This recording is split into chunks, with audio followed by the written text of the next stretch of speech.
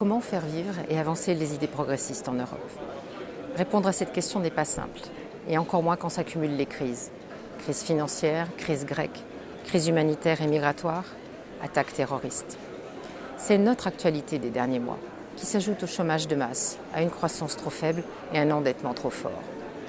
Et pendant ce temps, comme si ça ne suffisait pas, des multinationales s'organisent pour éviter l'impôt. Des États veulent quitter la maison commune, des partis politiques prêchent l'europhobie. Ces forces négatives brouillent notre vision de l'avenir. Comment faire retrouver le sens de l'Europe aux Européens? Avec quel projet? Quelle perspective? Quel nouveau départ? Voici quelques-unes des questions qui se posent à nous. Nous aimons l'Europe pour ce qu'elle est, une construction sans précédent dans l'histoire, une collaboration pacifique entre des nations qui ont décidé de s'entendre après des siècles de guerre, un espace de liberté, de démocratie, fondé sur le respect de l'autre, l'état de droit et le partage des valeurs. Et nous nous battons pour une Europe qu'elle n'est pas encore ou pas assez, mais pourrait être un jour. Cela dépend de nous tous. Une Europe avec plus de solidarité, d'équité, de justice sociale, fiscale, de défense de l'environnement, de responsabilité écologique. Dans ce message, je veux insister sur l'une de mes convictions.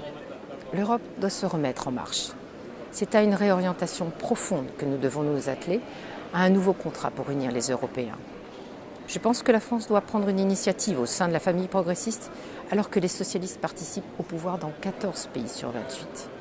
Car le moment est venu de redéfinir un socle de solidarité entre Européens autour de quelques lignes de force.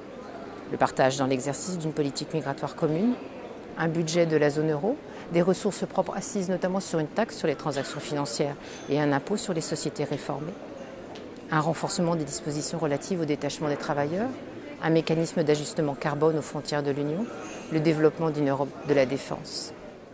Je suis persuadée que plusieurs pays seraient prêts à nous suivre dans cette voie. Les Français, eux aussi, attendent des faits concrets, des résultats quantifiables. Mais ma conviction est qu'ils ont, pour une grande majorité d'entre eux, gardé une place pour l'idéal européen dans leur esprit. À nous de les réactiver. Notre pays sera bientôt en période électorale. La gauche est en plein questionnement.